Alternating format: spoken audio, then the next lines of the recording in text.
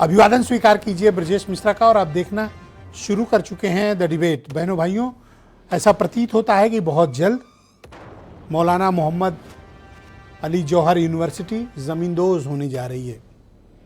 रामपुर की वो 20 साल पुरानी यूनिवर्सिटी पर बुलडोज़र फेरने की तैयारी चल रही है। उत्तर प्रदेश की सरकार में रामपुर विकास प्राधिकरण ने 40 में से 38 भवनों के नक्शे को अवैध करार दिया है और 15 दिन के अंदर उसे हटाने को कहा है। अगर नहीं हटाया तो उस पर बुलडोज़र चलेगा। बात बड़ी गंभीर है, एक यूनिवर्सिटी पर बुलडोज़र चलेगा, ये जानकर भी लोग अचरज में हैं। क्या मामला राजनीतिक है या वाकई अवैध निर्माणों पर उत्तर प्रदेश की सरकार सख्ती दिखा रही है? आज चर्चा इसी विषय पर करेंगे। बहनों भाइयों, 20 साल पुरानी एक यूनिवर्सिटी पश्चिम उत्तर प्रदेश की एक बेहतरीन यूनिवर्सिटी में से एक गिनी जाने वाली मौलाना मोहम्मद अली जौहर यूनिवर्सिटी रामपुर के 40 में से 38 भवनों पर, बिल्डिंग पर बुलडोज़र चलाने की पूरी तैयारी हो गई है। भूमिका तैयार हो गई है, फाइल तैयार हो गई है, पूरी पत्रावली तैयार है और एक नोटिस भी यूनिवर्सिटी एडमिनिस्ट्रेशन को रामपुर विकास प्राधिकरण ने सर्व कर दिया। इस नोटिस में कहा गया है कि 40 में से 38 भवन अवैध नक्शे पर बने हैं, यानी उनके नक्शे पास नहीं कराए गए हैं, सिर्फ 2 के नक्शे पास हैं। अब रामपुर विकास प्राधिकरण का ये कहना है कि चूंकि ये अवैध हैं, ये निर्माण अवैध है, लिहाजा यूनिवर्सिटी एडमिनिस्ट्रेशन अवैध निर्माण को खुद ही हटा ले, खुद ही ध्वस्त कर ले, वरना उनके खिलाफ शमन की कार्रवाई की जाएगी। तो 15 दिन के वक्त में अगर किसी उच्च अदालत से कोई आदेश नहीं मिलता तो इस यूनिवर्सिटी पर किसी भी वक्त बुलडोज़र चल सकता है। इसके रास्ते को आम रास्ते में तब्दील कर दिया गया है और कार्रवाई की तैयारी है। 2006 में इस यूनिवर्सिटी की स्थापना समाजवादी पार्टी के बेहद कद्दावर नेता मोहम्मद आजम खान ने किया था। इस यूनिवर्सिटी में अल्पसंख्यक समाज के, पिछड़े समाज के, आर्थिक रूप से बेहद कमज़ोर तबके के बच्चों को शिक्षा दी जाती है, जिस उद्देश्य से इसका गठन हुआ था। ये एरिया वक्त तकरीबन 300 एकड़ के आसपास है, लेकिन इस पर जो निर्माण और यूनिवर्सिटी का संचालन है वो 185 एकड़ के आसपास है। ये रामपुर से तकरीबन 10-12 किलोमीटर दूर स्थित इलाके में स्थित है और इस यूनिवर्सिटी के शिलान्यास से लेकर इस यूनिवर्सिटी की मान्यता तक ये अपने आप में बहुत विवादों में रही है। विवादों की वजह इसकी स्थापना, आजम खां का नाम और इस यूनिवर्सिटी को भारतीय जनता पार्टी का जब केंद्र में शासन हुआ और उनके राज्यपाल बैठे कुरैशी साहब, तब इस यूनिवर्सिटी को उन्होंने संपूर्ण मान्यता देते हुए आजम खां को चांसलर नियुक्त कर दिया था। ये बड़ी अनोखी घटना थी उत्तर प्रदेश की। बहुत लोग भूल गए होंगे कि बीजेपी के गवर्नर ने इस यूनिवर्सिटी को पूर्ण मान्यता देते हुए आजम खां को चांसलर नियुक्त किया था।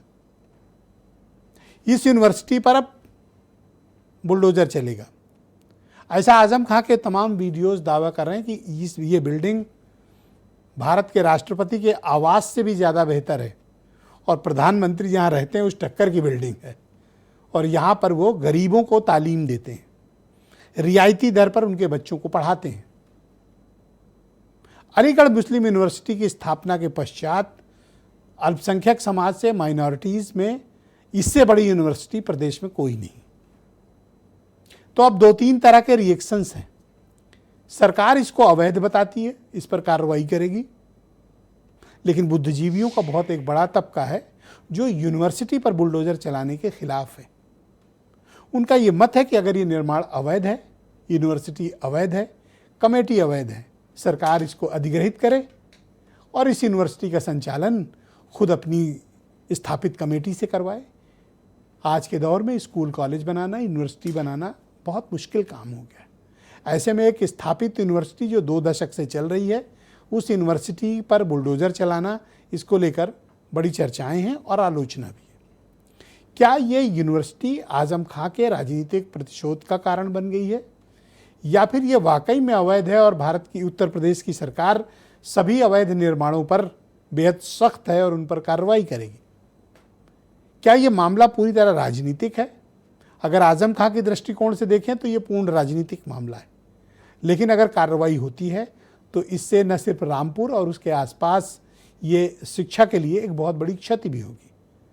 अगर आजम खां ने कोई गलती की है तो कार्रवाई आजम खां और उनसे जुड़े लोगों पर होनी चाहिए, ना कि यूनिवर्सिटी पर। तो आज हम इसी विषय की चर्चा करने वाले हैं। आप कुछ बयान सुन लें, फिर आज की डिबेट। नहीं, कुछ नहीं मानती हूँ। अभी 15 दिन का टाइम दिया गया है हमें। तो क्या कोर्ट जाएंगे? अभी कुछ कह नहीं सकते, सब आप लोगों को मालूम है, अखबारों में सब आ गया बस, और मुझे कुछ नहीं करना। 93 पेपर लीक हुए इस देश में, करोड़ों नौजवानों की जिंदगी बर्बाद हो गई, जश्न मनाइए। 1 लाख सरकारी स्कूल देश में बंद हो गए। 1,20,000 सरकारी स्कूल ऐसे हैं जिसमें सिर्फ एक टीचर है। मिड डे मील में नमक रोटी खाने को मिलती है, नमक भात खाने को मिलता है, बिल्डिंग की छत गिर जाती है। अब जौहर विश्वविद्यालय बंद हो रहा है, जश्न मनाइए, लड्डू बांटिए। आजम साहब से अदावत है, आजम साहब को आपने जेल में डाला हुआ। हिंदू मुसलमान तमाम बच्चे पढ़ रहे हैं, उन बच्चों के भविष्य का क्या होगा? जब वो भवन बना था तब तो आरटीए भी नहीं था, और अगर वो भवन अवैध भी बना है तो उसके लिए बहुत तरीके हैं, कंपाउंडिंग कर दीजिए, उस विश्वविद्यालय को मत गिराइए। और मैं तो मुख्यमंत्री जी से भी आग्रह करूंगा, बने बनाए संस्थान को गिराया जाना मैं समझता हूं कि न्यायोचित नहीं है। उस विश्वविद्यालय बनाने के पीछे कहीं भी मकसद ये नहीं था कि आम गरीब मुसलमानों को अच्छी शिक्षा मिले, बल्कि उसके पीछे का मकसद ये था कि उससे अपने निजी स्वार्थ को पूरा किया जा सके। तो ऐसी बहुत सारी अनियमितताएं थी रामपुर के आम वासियों ने जिसकी शिकायत की। उन शिकायतों की गंभीरता को देखते हुए प्रशासनिक स्तर पर उसकी जाँच की गई, और जाँच में जो भी दोष सही पाए जा रहे हैं उस दिशा में कार्रवाई हो रही है। तो बहनों भाइयों, आज की इस चर्चा को आगे बढ़ाएंगे डॉक्टर समीर सिंह, उत्तर प्रदेश में भारतीय जनता पार्टी के प्रवक्ता हैं। इससे मसरफ बहुत ही जाने माने स्कॉलर अश्विनी मिश्रा मेरे साथ मौजूद हैं, कांग्रेस पार्टी के लीडर हैं। फ़खरुल हसन चांद समाजवादी पार्टी के प्रवक्ता, और ख़ास तौर पर हमारे साथ MIM के राष्ट्रीय प्रवक्ता आसिम वकार साहब कार्यक्रम का हिस्सा हैं, और वीरेंद्र सिंह जी हमारे नेशनल हेड। तो आप सभी का स्वागत और धन्यवाद इस कार्यक्रम में मेरे साथ शिरकत करने के लिए। डॉक्टर समीर जी, मैं आपसे जानना चाहता हूं कि आपकी पार्टी की उत्तर प्रदेश में सरकार है, आप जौहर यूनिवर्सिटी पर बुलडोज़र क्यों चलाना चाहते हैं? जैसे 2-3 छोटी बातें कहना चाहता हूं, उसके बाद थोड़ा समय चाहता हूं और भी बातें कहने के लिए। एक तो 2 बातें हैं, हम किसी विश्वविद्यालय को गिराने के लिए कार्रवाई नहीं कर रहे हैं। बार बार ये कहा जा रहा है कि जौहर विश्वविद्यालय पर कार्रवाई हो रही है। जौहर विश्वविद्यालय पर कार्रवाई नहीं हो रही है।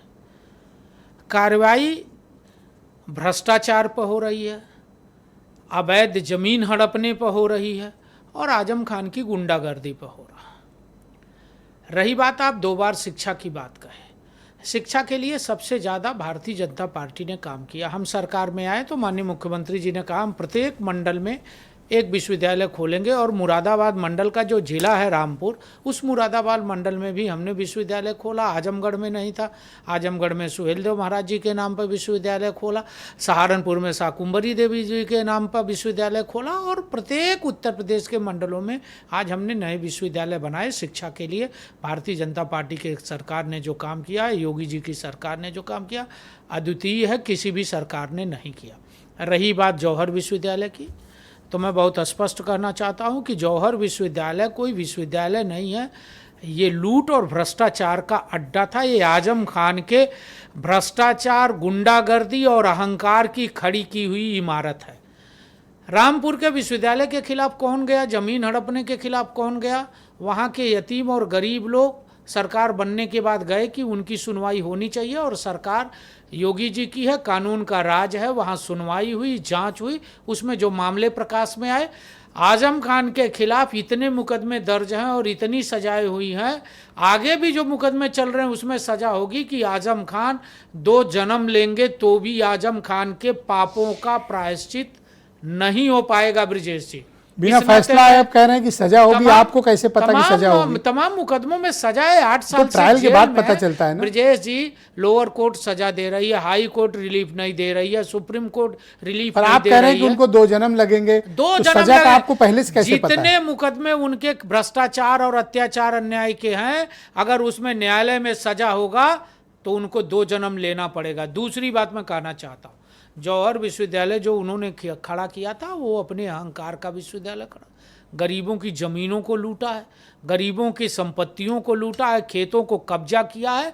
यही नहीं, रामपुर के अंदर यतीमों के बच्चों के चलने वाली लाइब्रेरी को भी उन्होंने लूट के उस लाइब्रेरी की किताबों को अपने विश्वविद्यालय के अंदर ले जाने का काम किया। ये मैं नहीं कहता, ये जांच रिपोर्ट कहती है, उनके खिलाफ FIR कहती है, वहाँ के लोग कहते हैं। और दूसरी बात ब्रजेश जी, नायाब उदाहरण समाजवादी पार्टी की सरकार का, 13 करोड़ रुपए में 3.5 किलोमीटर की बनाई गई सड़क, जो गेट आप दिखा रहे, इस गेट पर बोर्ड लग गया है कि ये जनता की प्रॉपर्टी है, इससे आम रास्ता है, आदमी आ जा सकता है।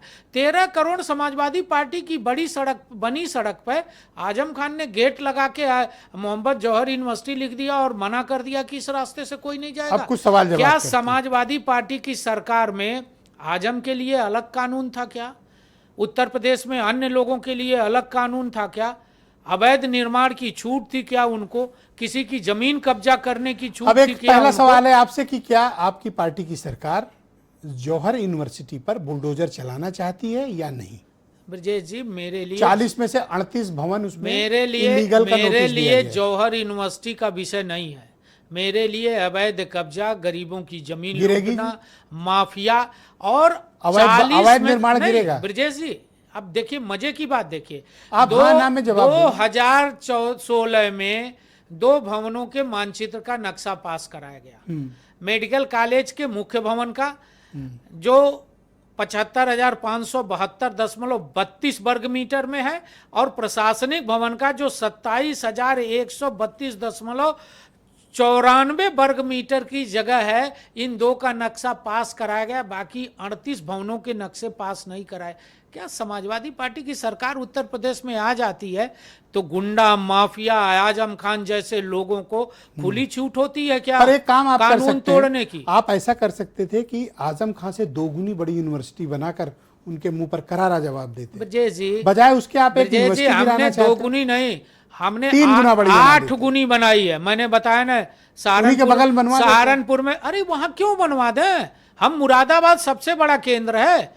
रामपुर में कितनी आबादी है? रामपुर में कहाँ का बच्चा आता है पढ़ने? आप ये भी तो विचार करिए। मुरादाबाद जिले की आबादी देख लीजिए, संभल की देख लीजिए, बिजनौर की देख लीजिए, अमरोहा की देख लीजिए। मैं तो कह रहा हूँ Thank you, sir. यूनिवर्सिटी धन्यवाद, sir. बननी चाहिए थी मुरादाबाद में। फखरुल हमने जी। बनाया है, माननीय Thank योगी you. जी ने मुरादाबाद में भी बनाया, बिजनौर Thank you, को sir. लेके हमने सहारनपुर में भी Thank you. विश्वविद्यालय बनाया। डॉक्टर- ब्रजेश जी। जी, हम पूरे उत्तर प्रदेश में, मैंने Thank you, sir. प्रारंभ भी कहा कि हम विश्वविद्यालय बना रहे हैं। बहुत शुक्रिया आपका। आजमगढ़ मैं में भी फखरुल नहीं था, हसन हमने चांद को बनाया। इनवाइट करता हूं, समाजवादी पार्टी के प्रवक्ता हैं। फखरुल जी, आपका इस डिबेट में स्वागत। तो बताइए कि ये यूनिवर्सिटी अवैध तरीके से बनाई गई, प्रशासन और रामपुर डेवलपमेंट अथॉरिटी का ऐसा कहना है, उन्होंने नोटिस दी है। अगर ये इमारत अवैध है तो क्यों नहीं गिरनी चाहिए? ये ब्रजेश जी, जो आज साहिबे मसनद हैं वो कल नहीं होंगे। जाती मकान थोड़ी है, किराएदार। तो जो लोग आज बड़ी बड़ी बातें कर रहे हैं, मुकदमों की बात कर रहे हैं, 2 जन्म जेल में रहने की बात कर रहे हैं, ठीक है, आपने तो अपनी कलम से मुकदमे वापस ले लिए। आपने तो किसी न्यायपालिका का सामना नहीं किया। आप तो अपनी कलम से अपने ही मुकदमे वापस ले लिए। इस देश की न्यायपालिका में आपको विश्वास और भरोसा नहीं था। और रही बात माननीय आजम साहब की, तो इसी जन्म में 2027 में समाजवादी पार्टी की सरकार बनेगी, सारे मुकदमे वापस होंगे, माननीय आजम साहब जेल से बाहर होंगे। ये आपका जवाब है। दूसरी लेकिन बात, तब तक बुलडोजर चल गया तो फिर क्या होगा? नहीं देखिए ब्रजेश भाई, जो वहां का मैनेजमेंट है जौहर यूनिवर्सिटी का, वो इस फैसले के खिलाफ ऊपर अदालत में जा रहा है। और हमें भरोसा है देश की न्यायपालिका पे। आप कंफर्म हो कि ये लोग हाईकोर्ट जा रहे हैं? नहीं, बिल्कुल जा रहे हैं, निश्चित रूप से ऊपर जा रहे हैं। और ये इस फैसले को चुनौती देगा जो वहां का मैनेजमेंट है। जो लोग आज सवाल उठा रहे हैं, आपको कैसे पता कि हाईकोर्ट जा रहे हैं? अब क्योंकि हमारे पे तो ठप्पा पहले से, आप सुन रहे थे भारतीय जनता पार्टी के प्रवक्ता को, तो हमें नहीं पता होगा तो जैसे उनको सजा का पता है, आपको केस का पता है, दोनों में एक समानता है आप में उनमें। नहीं ब्रजेश भाई ये तो अगर किसी विश्वविद्यालय को बचाने के लिए हमारी भूमिका है, अगर किसी विश्वविद्यालय में जहां बच्चे पढ़ते हैं उसको बचाने में हमारी भूमिका है, तो मैं फक्र से कहता हूं कि समाजवादी पार्टी को पता है और विश्वविद्यालय बचना चाहिए। विश्वविद्यालय पर बुलडोजर नहीं चलना चाहिए। ये सरकार जो मंदिरों पर बुलडोजर क्यों नहीं चलना चाहिए, ये बताइए। क्यों चलना चाहिए ब्रजेश भाई, ये बताइए। अगर विश्वविद्यालय का अगर नक्शा पास नहीं है, किसी विश्वविद्यालय में कोई कमी रह गई है, तो आप कंपाउंडिंग करा लीजिए। अच्छा, आप कंपाउंडिंग भी नहीं कराना चाहते हैं तो आप उसका कोई रास्ता निकाल लीजिए। क्यों रास्ता विश्वविद्यालय को निकालें? तोड़ने- अवैध मतलब अवैध, तो फिर रास्ता क्यों उसको निकालें? लखनऊ में नहीं, तो लखनऊ का लेवाना होटल क्यों नहीं गिरा, जहां पे भारतीय जनता पार्टी के लोग थे, जहां पे लोग मर गए थे। जानकीपुरम में जहां भारतीय जनता पार्टी के विधायक बुलडोजर के सामने आके खड़े हो गए तो होटल गिरने जा रहा था, वो होटल क्यों नहीं गिरा? 2022 की घटना है। ये सारी घटनाएं आप राजनीतिक प्रतिशोध की भावना से काम कर रहे हैं। किससे आप और इसलिए गिराएंगे कौन क्योंकि वो राजनीतिक माननीय प्रतिशोध आदम ले साहब रहा का- है फखरुल भाई? कौन सा सरकार ले रही राजनीतिक है। प्रतिशोध? सरकार ये उनको सदा इस बात की मिल रही है क्योंकि उन्होंने शिक्षा के लिए रास्ता बनाया, जौहर यूनिवर्सिटी बनाई, जहां पे गरीब बच्चा पढ़ेगा उससे सवाल करेगा। ये सरकार जो 18,000 प्राथमिक विद्यालय बंद कर रही है, जो 18 इंजीनियरिंग कॉलेज बंद कर दिए, वो गिनवा रहे कि उन्होंने इंजीनियरिंग कॉलेज खोले। जो लोग शिक्षा से छात्रों को, बच्चों को दूर करना चाहते हैं, वो शिक्षा की बात कर रहे हैं। ये भारतीय जनता पार्टी की सरकार, ये किसी की नहीं। ये आस्था से खिलवाड़ कर रही है, ये शिक्षा से खिलवाड़ कर रही है और राजनीतिक प्रतिशोध के लिए ये विश्वविद्यालयों पे भी अब लेकिन आजम खां पर उनको एक एक करके कार्रवाई होती जा रही है, उनके संस्थानों पर, उनके फैमिली पे, सब पर समाजवादी पार्टी कोई बड़ा आंदोलन नहीं खड़ा कर पाई आजम खां के लिए। और आप देखिए यूनिवर्सिटी गिरने जा रही है, आपके पास सिवाय बयान के और कुछ नहीं है। नहीं विजय भाई, हमें इस देश की न्यायपालिका में भरोसा है, विश्वास लो। है और समाजवादी पार्टी उनके लिए लड़ रही है। ऐसा नहीं कि हम लड़ नहीं कहाँ रहे। लड़ रहे हो भैया? नहीं, बिल्कुल लड़ रहे हैं, बिल्कुल लड़ रहे हैं। चलो 2-4 जगह पड़ेगी, बता दो। जरूरत पड़ेगी तो रामपुर जाके भी लड़ेंगे, जौहर यूनिवर्सिटी के सामने, बुलडोजर के जरूरत सामने पड़ी तो। खड़े होकर भी लड़ेंगे। अरे, अगर पुलिस बुलडोजर तैयार है, करने की वहां आओ। नौबत आई- नहीं, पुलिस तैयार है, आओ। समाजवादी भी तैयार है, समाजवादी भी तैयार है और ठीक। हम भी देखेंगे कितना दम है भारतीय जनता पार्टी सरकार। अब आए हो सही बात पे, बहुत शुक्रिया। हमारे साथ कृपया बने रहिएगा। मैं अश्विनी मिश्रा जी को आमंत्रित करता हूं, कांग्रेस पार्टी के प्रवक्ता। अश्विनी जी, अगर इमारत अवैध है, सरकार बुलडोजर चलाना चाहती है, वो भी यूनिवर्सिटी पर। हालांकि मैं व्यक्तिगत तौर पर मानता हूं कि एजुकेशन इंस्टीट्यूट पर इस तरह की कार्रवाई अतिरेक है और उन्हें मौका दिया जाना चाहिए, और अगर कोई कमी है तो उसे ठीक किया जाना चाहिए। बुलडोजर एक्शन इस पर, यूनिवर्सिटी पर तो कम से कम नहीं होना चाहिए। लेकिन अगर इमारत अवैध है, 2006 में इनकी सरकार थी फखरुल हसन की, 2012 से 17 तक थे, तो जो कमी थी ठीक करा लेते ना। तब तो सब इनके थे, एक कलम से 2 मिनट पे सब नक्शे पास। और उस वक्त तो वहाँ जिला पंचायत था, आरडीए तो बना भी नहीं था, रामपुर डेवलपमेंट अथॉरिटी। इनकी जिन्होंने कमी छोड़ दी उन्होंने पकड़ ली। ब्रजेश जी, बहुत बहुत धन्यवाद। सारे साथियों को नमस्कार, आपके दर्शकों को नमस्कार। क्योंकि आपके शो में पहली बार आया हूं, इसलिए कोटि कोटि आभार। और मुझे लगता है कि ये भारतीय जनता पार्टी का जो एक्शन है, ये पॉलिटिकल वेंडेटा है, इसके अलावा कुछ नहीं है। क्योंकि मोदी जी का एक नया नारा है, न पढ़ूंगा न पढ़ने दूंगा। अभी एक रिसेंटली एक केस आया था मध्य प्रदेश से, जहां पर एक हॉस्पिटल चल रहा है 6 साल से, जिसमें एक ईंट भी नहीं लगी हुई है और 87 लोगों का स्टाफ है। अभी एक और खबर आई थी मध्य प्रदेश से ही, जहां पर 125 बीएड कॉलेज बिना किसी लैंड के चल रहे हैं। तो इन्होंने बनाया तो कुछ है नहीं। मध्य जो प्रदेश के institution बने प्रवक्ता हुए है हैं, कि अरे उत्तर प्रदेश के प्रवक्ता? इनको बोलने दो। उत्तर प्रदेश जो में चर्चा जानकारी करें। लाए वही तो बोलेंगे ना। आप कंटिन्यू सर, कंटिन्यू। नहीं, भारतीय जनता पार्टी की इन जनरल बात कर रहा हूँ, मोदी जी की बात कर रहा अरे हूँ। उत्तर प्रदेश continue, में भी sir, चर्चा please, कर लीजिए। पहला राउंड है। हाँ, बोले आप कंटिन्यू। नहीं, उत्तर प्रदेश में जो मुरादाबाद में यूनिवर्सिटी बनाने का प्लान किया है, इनका कहना है कि अगर हमने बजट में दे दिया कि हम यूनिवर्सिटी बनाएंगे तो आप मान के चलो कि बन गई, भले उसमें अगले 10 साल तक ईंट एक ना लगे। ये इनका विकास का मॉडल है। रही बात टेक्निकल की, अगर हम बात करें, ये यूनिवर्सिटी का नक्शा 2004 में पास हुआ।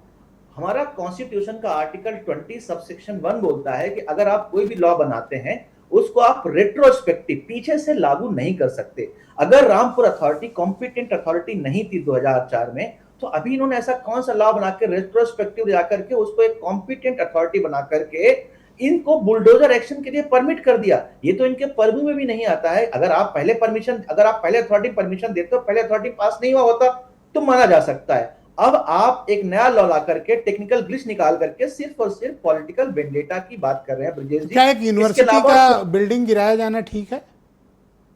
बिल्कुल ठीक नहीं है। अगर जैसे हम आगे बाकी प्रबुद्ध लोग बोलते हैं, आप कुछ बना तो नहीं रहे हो, जो बना बनाया है उसको एटलीस्ट संचालन करने का काम करो। अगर आपको आजम खान से दिक्कत पर्सनली है, आप उनको पर्सनली टैकल करिए। बट वहां जो छात्र हैं, कुछ इसमें से बाय द वे 75% हिंदू छात्र हैं, आप उनके भविष्य के साथ खिलवाड़ कर रहे हैं। वो छात्र कहां जाएंगे? अगर आप यूनिवर्सिटी गिरा देंगे, उस ढांचे को गिरा देंगे, आप वैसे भी एजुकेशन कहाँ 75% हिंदू है? वहाँ हिंदू पढ़ रहा है। बिल्कुल, वहां बहुत सारे हिंदू पढ़ते हैं। जौहरी यूनिवर्सिटी में ब्रजेश जी, बहुत सारे वहाँ हिंदू स्टूडेंट हैं। मुझे नहीं ये बात कंफर्म, इसलिए भारतीय आपसे पूछ लिया। जी बिल्कुल, हमारे प्रदेश अध्यक्ष जी ने इस पे एक प्रेस कॉन्फ्रेंस भी की है, माननीय अजय राय जी ने, और उन्होंने डिटेल दिया हुआ है इसके बारे में, संपूर्ण तरीके से डिटेल दिया हुआ है कि एक पॉलिटिकल वेंडेटा के चलते चलते भारतीय जनता पार्टी मतलब ने नेता वो सपा में सिर्फ प्रवक्ता महोदय बोल रहे हैं और कांग्रेस के प्रदेश अध्यक्ष प्रेस कॉन्फ्रेंस कर रहे हैं। वाह। क्योंकि हम लोग एजुकेशन सिस्टम के लिए बहुत सीरियस है। मुझे आई एम होपिंग कि अखिलेश जी भी इस पे बोलेंगे, और बिल्कुल बोलेंगे। उन्होंने बार बार बोला, आजम खान से मिलके भी आए हैं। विषय सिर्फ उत्तर प्रदेश का या जौहरी यूनिवर्सिटी का नहीं है ब्रजेश तो जी। क्या आजम खान से कोई पूरे बदला लेने की नियत से सरकार ऐसा कर रही है? आपको ऐसा प्रतीत होता है? इसमें प्रतीत होने की बात है, प्रत्यक्ष है। हम बार बार बोल रहे हैं पॉलिटिकल वेंडेटा है, बदला लेने के ले रहे हैं, और कुछ पता नहीं कौन सा पुराना ग्रज है। कौन सा बदला है ये तो जाने कोई ये आज तक जान नहीं पाया कि ये बदला वाला कौन सा है। तो आजम खान ने ऐसा क्या किया था कि इन रिटर्न में ये मिल रहा है? मुझे लगता है ब्रजेश जी, सबको पता है, भारतीय जनता पार्टी प्रवक्ता मुस्कुरा भी रहे हैं, इनको डेफिनेटली पता होगा कि कौन सी सुई चुभी होगी माननीय योगी आदित्यनाथ जी को आजम खान की, आज उसका बदला ले रहे हैं वो। जब इतना पता है तो ये भी पता होगा। बिल्कुल पता होगा, भारतीय जनता अरे पार्टी आपको ज्यादा पता होगा। जी, मैं उसको नहीं कह सकता यहाँ पर। थैंक यू, बहुत शुक्रिया। कृपया हमारे साथ बने रहिएगा। मैं इस कार्यक्रम को आगे बढ़ाता हूँ। SM अशरफ साहब हमारे साथ मौजूद हैं, जाने माने स्कॉलर हैं। तो अशरफ साहब, तो अब वो फाइनली वो घड़ी आ गई कि अब जौहर यूनिवर्सिटी पर बुलडोजर चलेगा। बिल्कुल सही आपने कहा, फाइनली वो घड़ी आ गई। लेकिन बहुत अच्छा मुझे ये लगा कि आपने अपने ओपनिंग रिमार्क में वो सारी बातें लेके आ पाए जो मेरी फीलिंग थी, जो आपको लग रहा था कि एक इंस्टीट्यूशन जो एजुकेशनल इंस्टीट्यूशन है उसके साथ इस तरह की चीजें नहीं होनी चाहिए। अगर ये लग रहा था कि ठीक है, उस जमाने में RDA नहीं था और जिला पंचायत से पास नहीं हुआ, तो एक यूनिवर्सिटी आज उस तरीका था कि सरकार के पास की नोटिस देने के बाद कहती कि आप इसको रेगुलराइज कर लीजिए। लेकिन सवाल उनको रेगुलराइज नहीं करना है, उनको उसको बुलडोज करके मैसेज देना है कि हम खाली आजम खान को ही नहीं कर रहे हैं, बल्कि उनकी जितने भी उनके जरिए किए हुए काम है, जितने भी निशान है, उनको भी हम ध्वस्त कर रहे हैं। लेकिन हमको इस सरकार क्या कर रही है हमारी परेशानी नहीं है। इस सरकार तो जो करना है वो लगातार आजम खान के साथ कर रही है। समाजवादी पार्टी क्या कर रही है? हम मुसलमानों का सबसे बड़ा मुद्दा ये सरकार तो ये करती है कि अगर सड़क पे कहीं साइड पे कोई मजार है तो उस मजार को गिरा के बराबर कर देती है, और यही लखनऊ में आपके हनुमान सेतु पे यूनिवर्सिटी के सामने रास्ता डाइवर्ट कर दिया जाता है मंदिर में दर्शनार्थियों के लिए। तो इस सरकार का दोहरा चरित्र जो है वो एकदम साफ है, उसमें कुछ कहने की जरूरत नहीं है। अगर मुसलमानों का मुद्दा है तो उसको ऐसी उल्टी छुरी से कोशिश करते हैं इसको हलाल करने की, ताकि जितना तुम्हें तकलीफ पहुंच सके तुम उसमें परेशान हो और तुम उसको करो। तो मुद्दा है समाजवादी पार्टी क्या कर रही है? अखिलेश यादव लड़ तो रही है, बयान तो दे रही है। क्या बयान दे रही है? कोर्ट जाएंगे से कुछ काम होगा ना। फखरुल भाई ने कहा कोर्ट जाएंगे। तो बयान तो उनसे अच्छा मैं दे रहा हूं, तो मेरे लिए वोट करवा दीजिए सबको। बयान देने से कोई पार्टी को वोट मिलना चाहिए? आपको जमीन पे आना पड़ेगा। आजम खान की कितनी दुर्गति हो गई और खाली आप बयान दे रहे हैं। मुसलमानों के साथ कितनी जाति हो गई, खाली आपका बयान आ रहा है। अरे आप सड़क पे आइए ना। आप मौजूदा अपोजिशन है, मेन पार्टी आप तो कर क्या रहे हैं? आपने तमाशा बना के रख दिया है, और यही हाल अगर रहा, मुसलमान तो मान चुका है कि हमारे साथ इस सरकार के अंदर जहां भी मुस्लिम कोई नाम है कुछ ना कुछ जाति होती रहेगी और हमको उसके साथ चलना पड़ेगा। तो मजबूरन हम चल रहे हैं। अब रहा आजम खान का मोहम्मद अली जौहर है, हटा दीजिए उसके नाम को, खत्म कर दीजिए। कौन सी बड़ी बात है? आज आप सत्ता में है, सरकार में है, करिए। लेकिन समाजवादी पार्टी से कोई अच्छी उम्मीद हमको नहीं है। आप बीजेपी से नाराज दिख रहे हैं या समाजवादी पार्टी? आप दोनों तो ऐसे पेश आ रहे हैं जैसे कि फखरुल हसन ही बुलडोजर लेके गिराने जा रहे हैं। दोनों से मैं नाराज हूं। बीजेपी से नाराज क्यों हूं कि मुसलमान का नाम जहां आता है वहां उसका एक ही मंशा होता है कि हमको ऐसा कुछ करना है जिससे पूरी कम्युनिटी को एहसास हो कि हम तुम्हारे साथ ऐसा कर रहे हैं। वरना अगर RDA उस जमाने में नहीं था, उसको रेगुलर करने में क्या दिक्कत थी? समाजवादी से मुझे परेशानी है कि सड़क पे क्यों नहीं आ सकते आप आजम खान के लिए? क्यों नहीं आपने कहा कि हम पूरा उत्तर प्रदेश जाम कर देंगे अगर ये सड़क गिराई गई? अब आप कहते हैं हम कोर्ट को देखेंगे। अरे कोर्ट को क्या देखेंगे? कोर्ट में आपके खिलाफ कोई जाएगा, इसी सरकार से साठगांठ करके आप बच जाएंगे। लेकिन जब आजम खान के खिलाफ कोई मैटर आएगा तो उन्हें शायद पनिशमेंट मिलेगी या सजा मिलेगी उनको, लेकिन आपको उससे कोई लेना देना नहीं है। आप ये कहना चाहते हैं कि मुसलमानों के मुद्दे पर समाजवादी पार्टी मुखर नहीं होती? बिल्कुल मौन और गौर है, और इसका खामियाजा इनको भुगतना पड़ेगा। कहा तो फखरुल ने कि चलाओ बुलडोजर, आएंगे हम लोग। फखरुल को कहने दीजिए, फखरुल के कहने से क्या होगा? वो तो कह रहे हैं कि चला दीजिए, कोई बात नहीं, हम कोर्ट में जाएंगे। कोर्ट में जाके क्या करेंगे आप? सवाल कोर्ट में जमीन पे क्यों नहीं आ पा रहे हैं? आपका जो काम है आप करिए। आप कोई हमारी तरह आम नागरिक नहीं है कि साहब सरकार परेशान कर रही है, हम कह रहे हैं कोर्ट में जाइए। आप एक पार्टी है जिसके लाखों लाख करोड़ों लोग किस बात के लिए आपके पास हैं, और क्यों आपको वोट किया जाए मुसलमान के नाम पे? तो फखरुल जब का आप कुछ कर तर्क नहीं ये सकते। था कि भाई बीजेपी तो ये चाहती है कि आप सड़क पे आओ, उनको मौका मिले। तो क्या फर्क पड़ता है, सड़क पे आइए ना, ताकि दूसरे जो हिंदू बच्चे पढ़ रहे हैं उनके माँ बाप को भी मालूम हो कि हाँ उस यूनिवर्सिटी के लिए आप कुछ कर रहे हैं। खाली मुसलमान तो वहां पढ़ नहीं रहा है। आप डर रहे हैं कि मुसलमान का नाम लेके कहीं ऐसा ना हो जो थोड़ा बहुत हिंदू को मिलना वो भी ना मिले, तो आपको वैसे भी नहीं मिल रहा है हिंदू वोट, हैं? और मुसलमान के सहारे आप सत्ता में नहीं आ पाएंगे। फिर से दोहराओ ये बात, ये फिर से दोहराओ। मैं ये दोहरा रहा हूं कि आपको हिंदू वोट समाजवादी पार्टी को वैसे भी नहीं मिल रहा है, और मुसलमान के सहारे आप सत्ता में नहीं आएंगे, और अगला चुनाव मुसलमान आप वोट का इतने डिवीजन होना इरेलीवेंट तय हो गए हैं, इतने अप्रासंगिक हो गए हैं कि आपके सहारे। मैं तो शुरू से आपके बात कई बार कह चुका हूं कि हमारे वोटों से सत्ता अब नहीं बदलेगी, वरना बंगाल में जो है भाजपा वापस नहीं आती। अब वही जीतेगा जो हिंदू वोट भी लेके जाएगा, और ये जो अभी तक का जो आप फार्मूला कैसी था, भी ये बातें फार्मूला कर फेल लो, होगा। पर आप मुसलमान समाजवादी पार्टी के पीछे लाइन आपको लगा पता कर खड़े हैं। लगेगा। अब हमारे जैसे मुसलमान ने भी तय कर लिया है कि कम से कम समाजवादी पार्टी को सबक जरूर मिलना चाहिए, जब वो मुसलमानों की बात नहीं कर रही है। जी बहुत शुक्रिया ऐसे आपका। बहुत से मुसलमान हैं, जब वक्त आएगा तो आपको दिखलाई पड़ेगा। ये आपके जाति विचार लग रहे हैं। जाति नहीं है, कौम के विचार है। मैं तो लोगों की बात बताता हूँ आपको, वरना मेरी क्या है। नहीं, आप फखरुल साहब बीच में ना बोल रहे हैं, आपको मिर्ची लगी है मुझे लग रहा है, लेकिन आप नहीं, अरे आपको ठीक है, तसल्ली। नहीं, पहला देखिए, राउंड है, देखिए, मैं अनुमति नहीं दूंगा सर, मैं अनुमति नहीं दूंगा। पहला राउंड है, आप गलत कर रहे हैं सर, कृपया रुकें। नहीं, ये ठेकेदार आप नहीं, मेरा एक कहना है ये ठेकेदार अध्यापक नहीं। हैं, आप अनुशासन का मतलब समझते हैं। ठेकेदार यहाँ कोई नहीं है। इनको क्या परेशानी जब हो रही आपको है? समय दिया गया था उस इनकी वक्त आप जमीन गायब हो कोर्ट चुकी है। कोर्ट खेल रहे इनकी थे, जमीन गायब हो चुकी अब है, आप पर इनको भाई तो ने फायदा अटैक नहीं कर बोलेगा। दिया। बहुत शुक्रिया अशरफ साहब। मैं सैयद आसिम वकार साहब को इस कार्यक्रम में आमंत्रित करता हूं। MIM के राष्ट्रीय प्रवक्ता हैं। वकार साहब, एक यूनिवर्सिटी पर बुलडोजर चलाना क्या जायज़ बात है, ये बताकर कि उन्होंने नक्शा नहीं तब पास कराया था?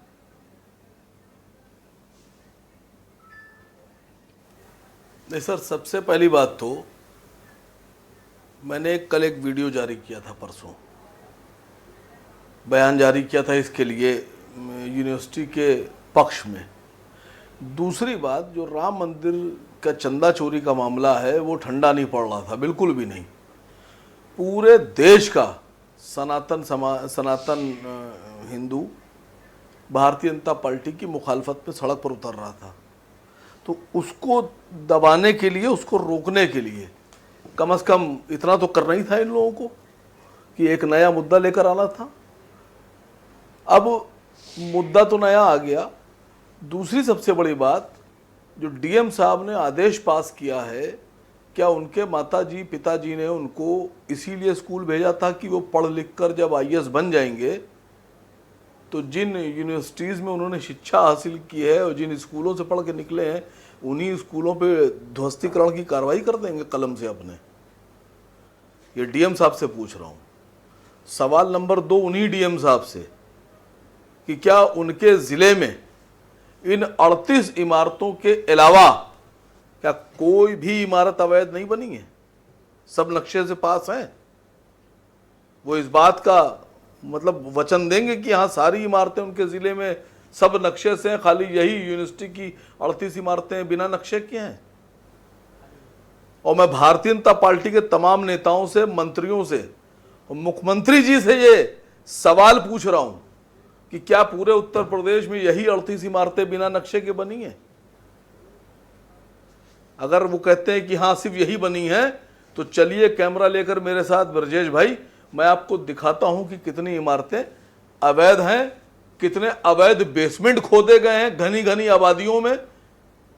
बिना नक्शे के 3-3, 4-4 हजार स्क्वायर फीट पर 5-5 फ्लोर की मंजिलें तान दी गई हैं, जो कि कानूनन मतलब कानून में ही नहीं है। जो एकल आवासीय प्रोजेक्ट थे उनको मल्टी पर आजम खान जैसे जिम्मेदार नेता से 5-5 फ्लोर 6-6 ऐसी फ्लोर चूक कैसे हो गई?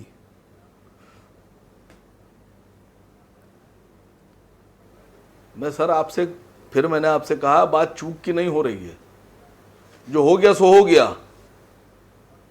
उत्तर प्रदेश में कानून और भी है कि अगर आप चाहें तो कंपाउंडिंग लेकर उनको वैध करा जा सकता है।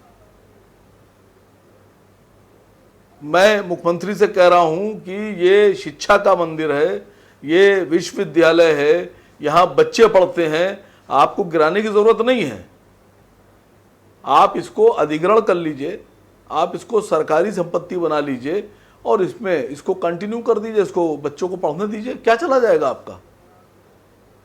लेकिन अगर आप अवैध करके घोषित करके इसको गिराने पे बिल्कुल आमादा हैं, तो पहले आप उत्तर प्रदेश की उन तमाम इमारतों को लिस्टेड कीजिए, जनता के सामने रखिए जो बिना नक्शे के बनाई गई हैं, और वादा कीजिए कि आप अगर ईमानदार तो मुख्यमंत्री ये आजम खां की यूनिवर्सिटी है ना। तो मैं तो पहले ही बोल चुका हूं कि ये इसलिए गिराई जा रही है कि इसकी निस्बत जमीन की और यूनिवर्सिटी की आजम खां से है। आप मेरी इस बात को पहले तो दोहराइए, मैं चाहता हूं आप मेरे साथ सिफारिश कीजिए मेरी बात की कि ये बिल्डिंग तभी गिराई जाए जब उत्तर प्रदेश में एक भी बिल्डिंग अवैध ना बचे, या तो सब ध्वस्त कर दी जाए या सबको लीगलाइज कर दिया जाए पैसे लेकर कंपाउंडिंग करके। क्या आजम खां से कोई बदला लिया जा रहा है, कोई राजनीतिक प्रतिशोध है ये? सर आप आजम खां के पीछे क्यों पड़े हैं? आप कानून की बात क्यों नहीं कर रहे? मैं कानून की बात कर रहा हूं। मैं आजम खां की बात नहीं कर रहा हूं, मैं कानून की बात कर रहा हूं। मैं कह रहा हूं उत्तर प्रदेश में अगर कोई भी बिल्डिंग अवैध नहीं है, सब बिल्डिंगों के नक्शे पास हैं, और आप ये मेरे साथ हाँ में हाँ मिलाते हैं। फखरुल हसन तो कह चुके हैं ना, और अगर आपको वो तो अधिकृत प्रवक्ता हैं, वो कह रहे हैं कि हाईकोर्ट जा रहे हैं, और जो पक्ष आप कानूनी रख रहे हो यही बात वकील साहब हाईकोर्ट में रखेंगे। नहीं, ये जो मैंने कहा है ये रखिए। हाँ बिल्कुल, ये फखरुल नोट कर रहे हैं, और चूंकि ये काउंसिल है उनके एडवोकेट को ये सूचित कर देंगे। बल्कि मैं तो कहता हूं आप पॉइंटर्स लिख के फखरुल को भेज देना, ये पहुंचा देंगे। नहीं, मैं बोल रहा हूं, इसको नोट कर लीजिए कि उत्तर प्रदेश की तमाम, लखनऊ राजधानी में ही कम से कम 1000 से ज्यादा बिल्डिंगें हैं जो 2500, 3000, 4000 स्क्वायर फीट बनी हुई हैं। मैं गारंटी ले रहा हूं। समाजवादी पार्टी ने ऐलान किया है कि अगर यूनिवर्सिटी को हाथ लगाने की कोशिश की गई तो एक समाजवादी पार्टी का कार्यकर्ता बुलडोजर के सामने होगा। बीजेपी यही चाह रही है, लड़ाई कानूनी है सर ना। मैं आपसे फिर कह रहा हूं, आजम खां को किनारे कीजिए। बात वैध की और अवैध की है, बात कानून की कीजिए ना। आप क्यों भाग रहे हैं कानून की बात करने से? बैठे हैं आपके प्रवक्ता जी, उनसे पूछिए कि क्या पूरे उत्तर प्रदेश में कोई बिल्डिंग अवैध नहीं है, सिर्फ यही बिल्डिंग अवैध है।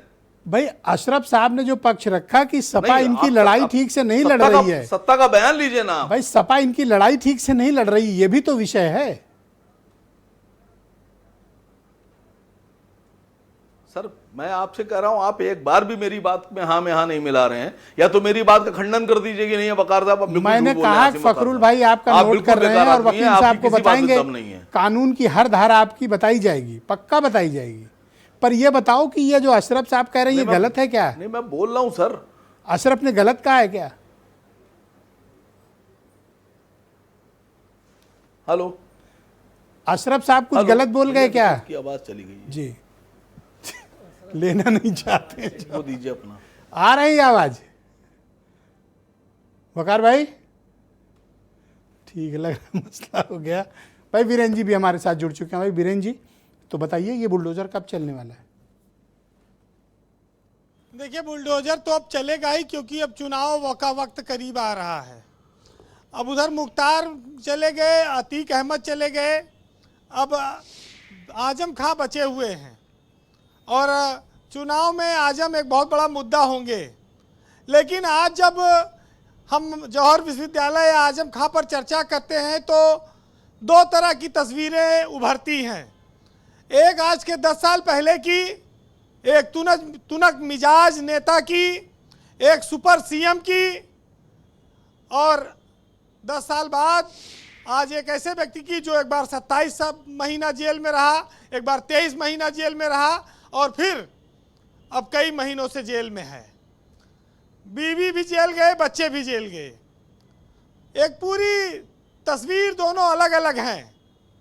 और जौहर विश्वविद्यालय आजम खां ने जब बनवाया तो शायद उनके पीछे इसकी सोच ये रही होगी कि दुनिया में एएमयू के बाद ये दूसरी ऐसी संस्था बने जो आने वाले कई सौ सालों तक याद की जाए, और सर सैयद अहमद की तरह उनका भी नाम अमर हो जाता।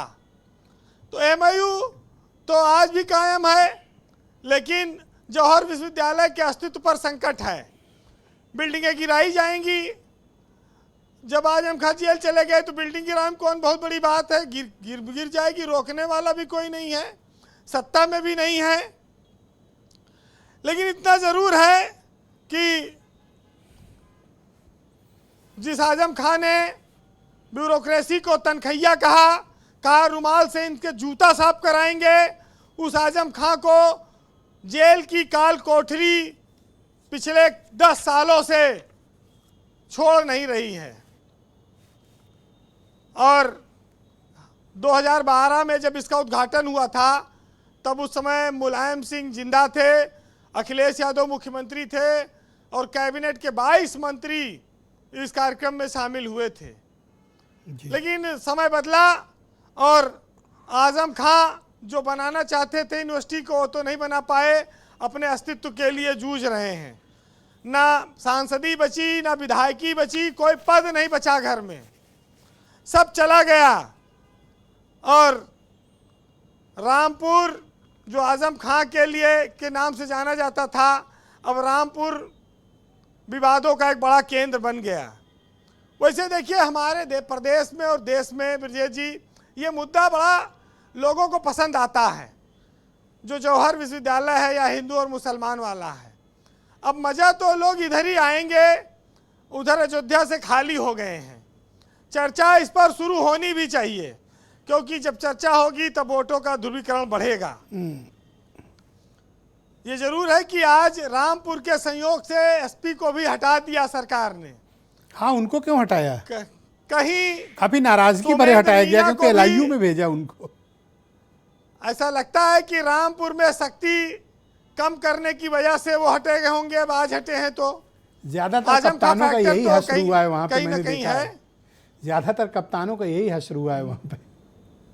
ब्रजेश जी, आजम खां को जब हम लोग देखते हैं तो एक बात आती है कि एक आदमी की भैंस चोरी हुई और उसको ढूंढने के लिए पूरे प्रदेश की पुलिस लग गई, कितना मजाक बना।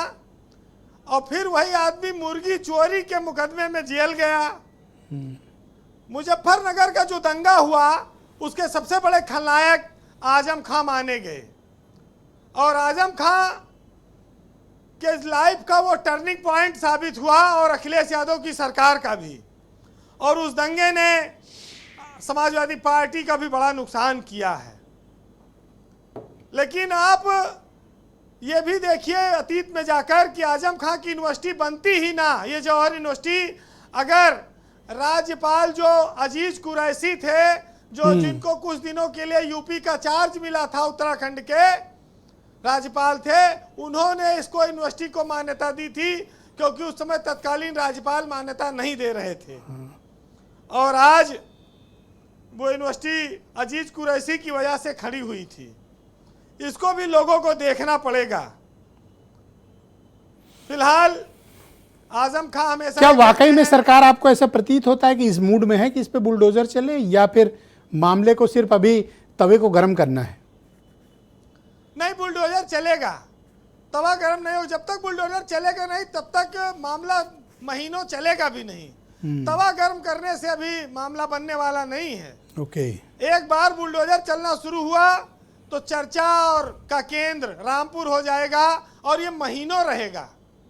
इसमें एक दिन की बात नहीं है।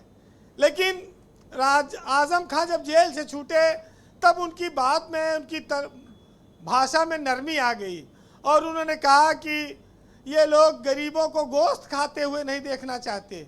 ये लोग नहीं चाहते कि गरीबों के बच्चे तालीम हासिल करें, और वो हमेशा वही उनको मजदूर बनाकर रखना चाहते हैं। मेरे जीवन का उद्देश्य यही था इस यूनिवर्सिटी को बनाने के लिए। तो बहुत सारी बातें समय के साथ बदलती रहती हैं जी वीरेंद्र जी, और वक्त उनका हिसाब लिखता है। बहुत सारी नाइंसाफियां इतिहास में दबकर रह भी जाती हैं। कोई भी परफेक्ट किसी चीज का रिजल्ट आना इस समाज में संभव नहीं है।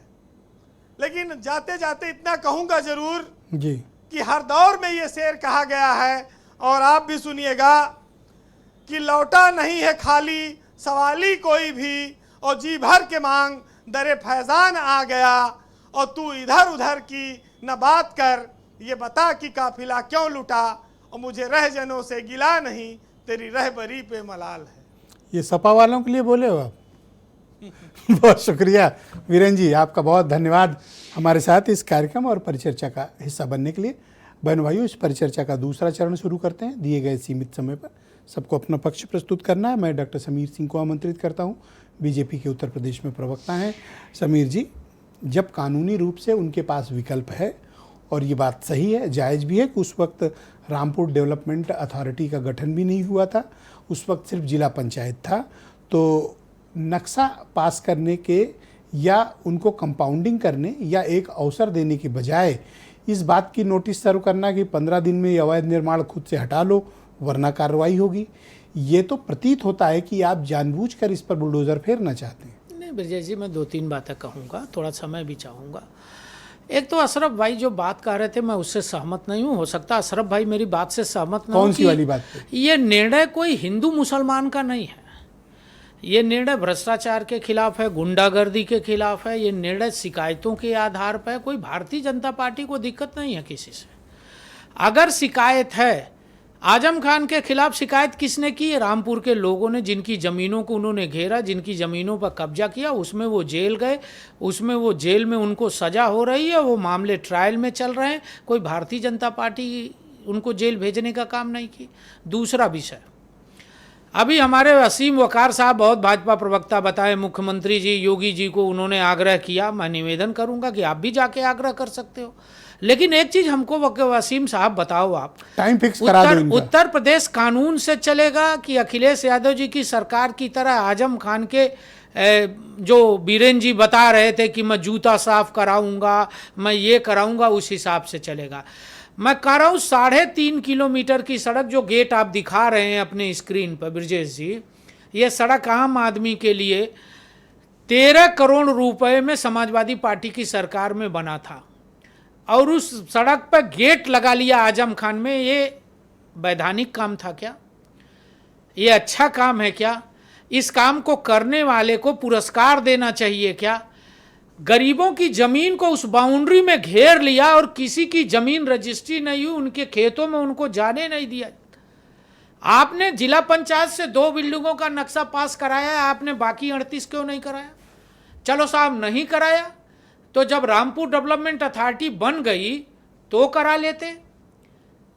अब आपको नोटिस मिला और सड़क पर कब्जा कर लिया। सड़क पर जो आदमी, अगर वकार साहब मेडिकल कॉलेज से आगे जो सड़क जाती है, मान लो इनके घर की तरफ, उस पर दीवार चला लें और गेट लगा लें और कहते साहब लीगलाइज कर दीजिए क्योंकि हमारे मोहल्ले में जाती है, हमने चला लिया।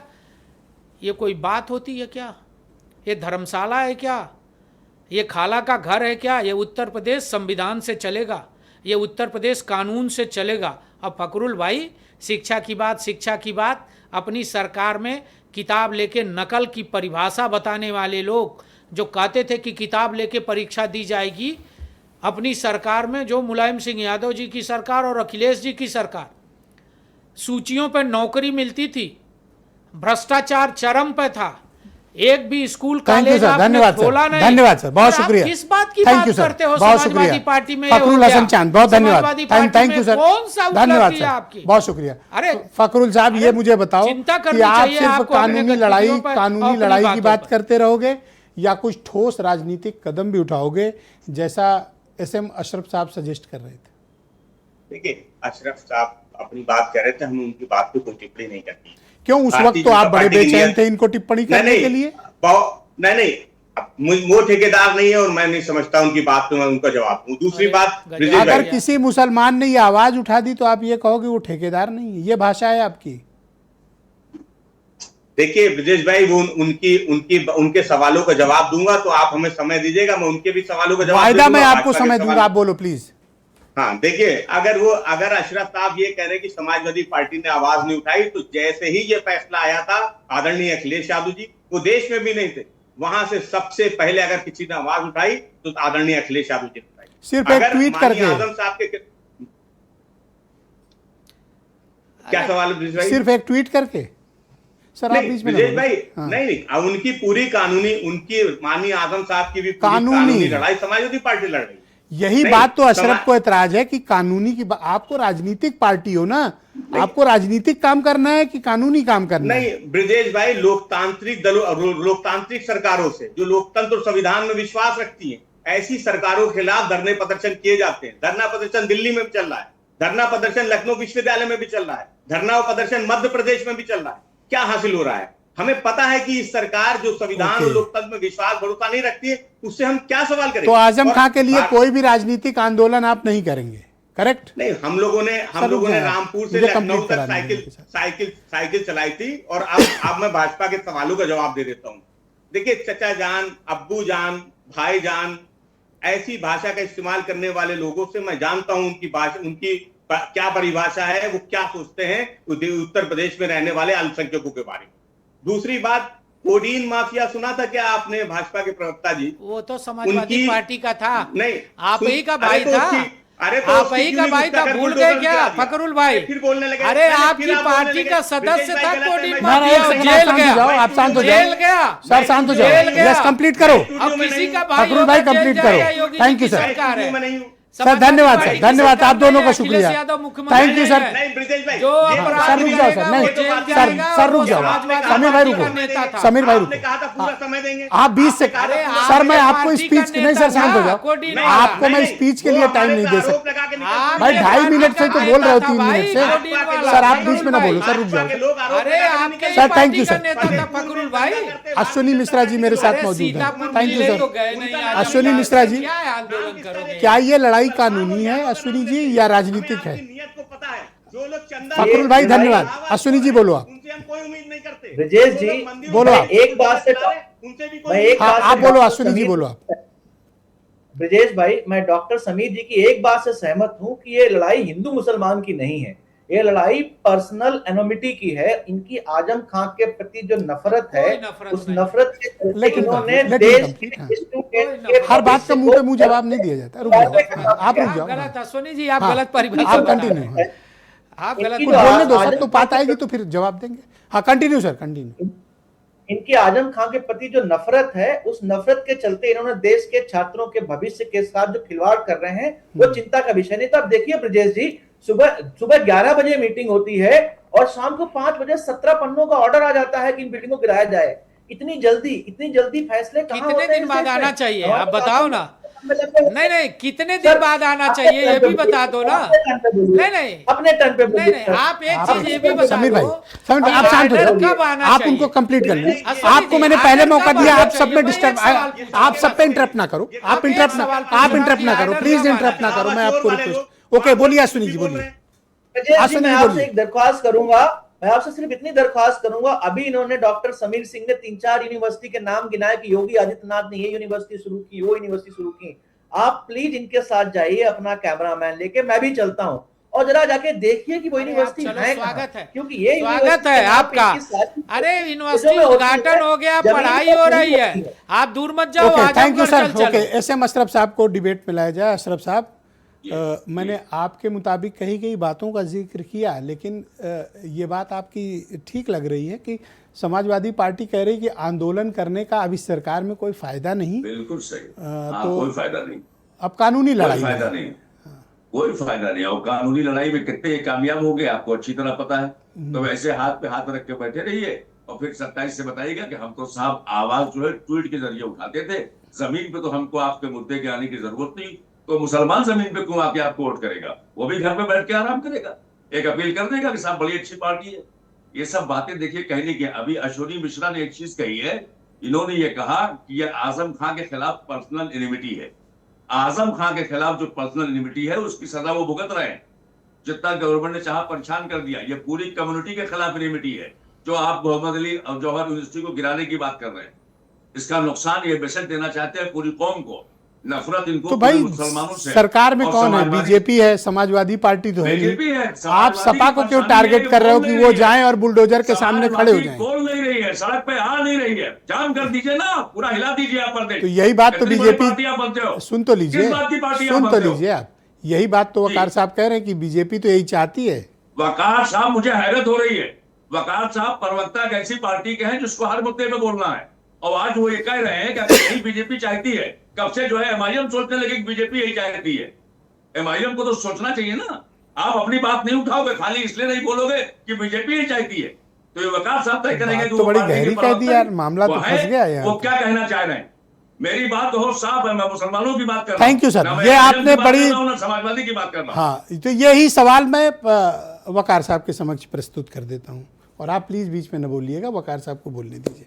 वकार साहब, ये जो पक्ष प्रस्तुत किया अशरफ साहब ने, इसमें कुछ जायज़ आप वजह मान रहे हैं कि समाजवादी पार्टी कह रही कि हम आंदोलन क्यों करें क्योंकि कोई फ़ायदा नहीं, और अशरफ साहब कह रहे हैं कि क्यों नहीं, बिल्कुल सड़क पर आकर इस मामले की मुखालफत होनी चाहिए। आप क्यों नहीं बोल रहे हैं?